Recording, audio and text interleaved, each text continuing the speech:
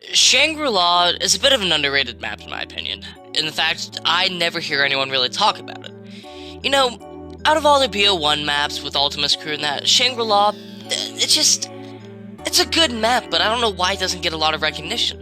There's a lot of good things about Shangri-La that I think needs to be talked about. For instance, like, the art of the map. You know, the map takes place somewhere in the Himalayas. There's no really specific part of the Himalayas, just the Himalayas. And, you know, I think the art of the map is beautiful. The whole temple-esque thing, you know, if you go down to get power on, like the whole, like, kind of, like, wet dungeon mine thing. I think that's really beautiful about Shang. There's a lot of great things artistically about Shang, but hell, every time I do a map analysis, that's all I end up talking about, is how beautiful the map is. But, you know, Shangri-La did bring something different to BO1 that, you know, was implemented more in Chronicles, and that was, like, the different types of boss zombies. Now, you had the Shriekers and the Napalm zombies, which, you know, all in all, they really helped you out more, and they could be a little bit more annoying in a way. If you exploded a Shrieker right next to zombies, they'll get all dazed and stuff, which is helpful, especially if you're in a horde. Same goes for the Napalm zombie. If you, you know, shoot him, he'll... and the fire will go everywhere, which can help you ultimately in the end. It's like a double-edged sword in a way, which is pretty cool, and, you know, it fit the theme of the map with different types of zombies, you know, yada yada yada. There's little zombie bitch monkeys that'll come and steal your power-ups, which could be annoying, but at the same time, if they take it, it kind of cycles through different types of power-ups, which is helpful. You know, if you needed a max ammo, you could just wait and shoot at the right moment, but, you know, ultimately, they're still annoying, in my opinion.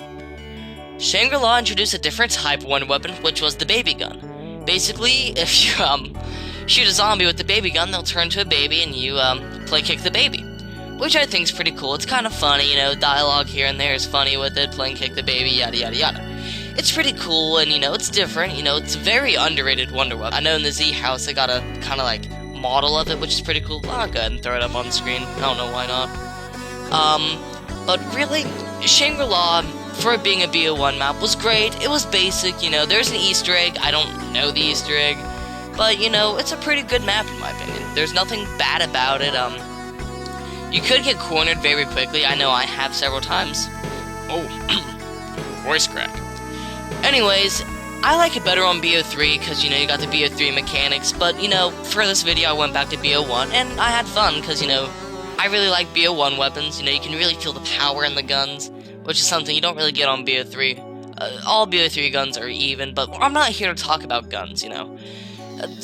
The map is kind of close cornered, especially like on the bridge, or if you're going down into the like mines and stuff, by Deadshot and stuff. It's a little close cornered, and the only big open areas you can really play with is spawn and power. So really, you gotta take that into consideration if you're really big on training. It's better on BO3, like I said. You know, BO3 is a more polished game, especially with Chronicles. And, you know, it's, if you want to do high rounds, it's easier on BO3. Of course, you know, BO1's not, like, revolutionary. I mean, at its time it was, but that's besides the point. Anyways, why is Shangri-La one of my favorites? Well, you know, I don't know how to say it other than it's just artistically beautiful. Like, you know, I can just stare into the sunsets and it's great. And, you know, the period is fine. I like how they implemented traps around between, like, Jug and stuff. If you go left or right, they're spike traps. Pack-a-Punch is unique on this map. You know, having to find the plate and step on it and then rise up there. You know, Shangri-La is very unique in a way that no other map is. And that's basically could be said for any other Zombies map. They're all very unique in their own way. Which, I mean, you gotta get into consideration. Shangri-La is a pretty good map. You know, it's underrated, I think. I think more people should talk about it, but that's besides the point, in my opinion. Just go play Shangri-La, whether it be BO1 or BO3. It's a fun map, in my opinion. Well, that was very simple and basic.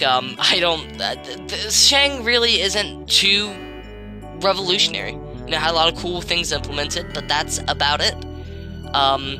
Next map analysis, I think I'm going to talk about Moon. Moon's a pretty good map. They're all really good maps. But I know this is very small and simple. If you enjoyed this video, you know what to do. Like, comment, subscribe, do something with your life. Don't go to Detroit. Stay away from Columbus. Basic things, you know. Well, I'll be back soon. I don't know when. Time to go hibernate again.